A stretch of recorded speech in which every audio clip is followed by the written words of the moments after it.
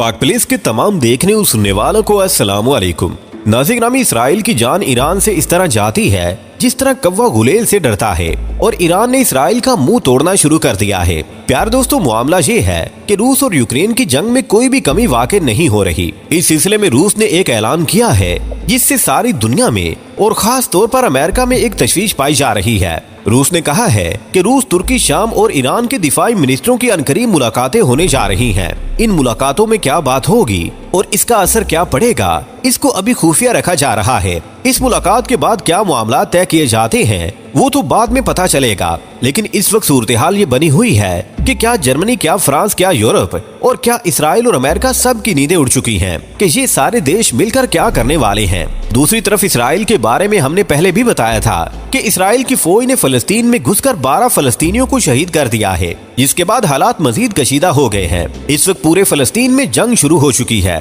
अब मामला ये है कि फलस्तीन और इसराइल के दरमियान अमन मुआहदे के लिए मुज़ाकरात शुरू किए जा चुके हैं और कहा जा रहा है कि अमन मुआहदा हो जाएगा, लेकिन दिफाई तजिया निगार इसको एक धोखा करार दे रहे हैं और कह रहे हैं कि इसराइल इस तरह का कोई मुआहदा नहीं कर सकता और अगर इसने ऐसा कहा है तो फलस्तीन को गोली करवा रहा है, इसलिए कि हमास की तरफ से ऐलान किया गया था कि अब ये जंग आर या पार होगी, या हम रहेंगे या इसराइल रहेगा। उसके बाद से इन्होंने इसराइल पर जो बमबारी की थी और रॉकेट हमले किए थे, जिसकी वजह से इसराइल को नानी याद आ गई थी और ये भी कहा जा रहा था कि इसराइली अपने मुल्क से भागकर दूसरे मुल्कों में पनाह ले रहे हैं। प्यार दोस्तों, इसके साथ एक छोटे से मुल्क की बात बताते चले जो इंडोनेशिया के साथ लगता है। इसका नाम पापू न्यू गिनिया है। इसने भी इसराइल को तस्लीम कर लिया है और अपना सिफारत खाना इसराइल में कायम कर दिया है। इस तरह कई एक मुल्क इसराइल को तस्लीम करते जा रहे हैं। दूसरी तरफ जैसा कि हमने बताया था कि क्या इसराइल और क्या अमेरिका ईरान के एटमी प्रोग्राम से खौफजदा है।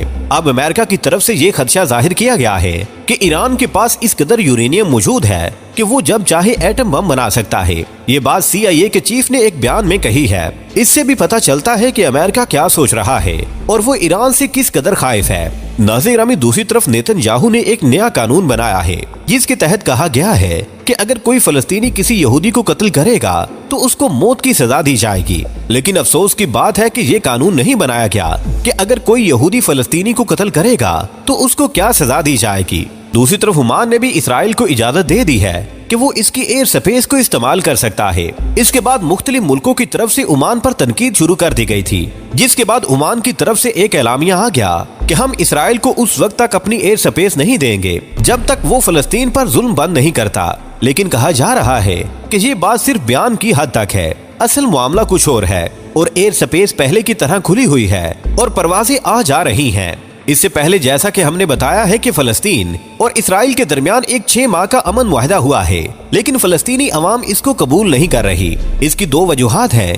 एक तो ये कि इसराइल ने हमेशा धोखा ही किया है और वक्ती जंग को रोकने के लिए इस किस्म के मुआहदे करता है, और दूसरा ये कि फलस्तीनी अपने ही इदारों पर यकीन नहीं कर रहे और कह रहे हैं कि ये अपने मफाद के लिए इस किस्म के मुआहदे करते हैं और इनको अवाम की कोई फिक्र ही नहीं है। इसलिए अब मुजाहिरे शुरू हो चुके हैं जो इस अमन मुआहदे के खिलाफ किए जा रहे हैं और हुकूमत को इस मुआहदे के खिलाफ रोका जा रहा है। दूसरी तरफ इसराइल ने ईरान पर इल्जाम लगाया है कि ईरान यूके में और इस तरह और भी यूरोपीय मुल्कों में दहशत गर्दों को फंडिंग कर रहा है ताकि वो इन मुल्कों में यहूदियों को हलाक करें और इस तरह इसराइल से बाहर भी जो यहूदी मौजूद हैं उनकी जानों को खतरा है। ईरान खतरनाक गैंगस्टर को खरीद रहा है और यहूदियों को कत्ल करने की सिफारिश दी जा रही है। नाज़रीन, दूसरी तरफ यमन में भी अमेरिकी हुकूमत ने अपना डिफेंस सिस्टम तैनात कर दिया है और जैसा कि आपको पता है कि यमन में भी ईरानी ग्रुप मौजूद हैं और इसके साथ साथ इसराइली भी मौजूद हैं। इसी वजह से अमेरिका ने इन यहूदियों को बचाने के लिए दिफाई निजाम लगा दिए हैं। नाज़रीन, तुर्की में जो जलजला आया है उसकी वजह से 1 लाख के करीब इमारतें तबाह हो गई हैं और कहा जा रहा है कि 50,000 से भी ज्यादा लोग अब तक हलाक हो चुके हैं और 2 लाख के लगभग जख्मी हैं। अल्लाह ताला तुर्कियों पर रहम करे। इसके साथ अरब के कुछ ममालिक शाम पहुंचे हैं और शाम के सदर से मुलाकात की है। नाज़रीन, दूसरी तरफ अमेरिकी डेलीगेशन ने भारत में पहुंचकर भारत को वार्निंग जारी की है कि चीन की तरफ से गाफिल नहीं होना और इस पर कड़ी नजर रखने की जरूरत है, इसलिए कि चीन अपने इर्द गिर्द के मुल्कों में कर्जे दे रहा है और उसके बदले में अपनी ताकत को इन मुल्कों में बढ़ा रहा है।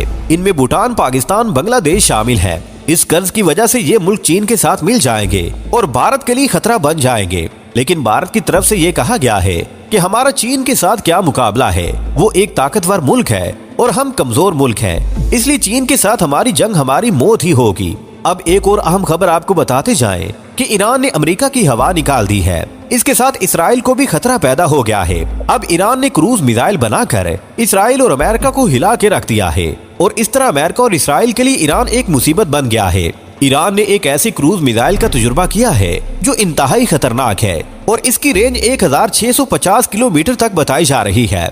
इसका मतलब ये है कि इस मिसाइल ने पूरे इसराइल और अमेरिका को अपने निशाने पर ले लिया है और ईरान की तरफ से कहा गया है कि अमेरिका का हर फौजी हमारे इस मिसाइल की जद पर है और हम जब चाहेंगे उसको उड़ा कर रख देंगे। अब ये बात सुनकर अमेरिका हिल गया है। प्यारे दोस्तों, नेतन्याहू शुरू से ही ईरान के जौहरी हथियारों की वजह से खौफ का शिकार रहा है और इसके प्रोग्राम को तबाह करने के लिए कई बार कोशिशें भी की गई हैं। प्यारे दोस्तों, आज की वीडियो में बस इतना ही। हमें आज भी पूरी उम्मीद है कि आज की ये वीडियो भी आपके इल्म में इजाफे का बाइस बनी होगी। वीडियो पसंद आने की सूरत में इसे लाइक कीजिए, दोस्तों से शेयर कीजिए और कमेंट सेक्शन में हमें अपनी कीमती राय से जरूर आगाह रखिएगा। अल्लाह निगहबान।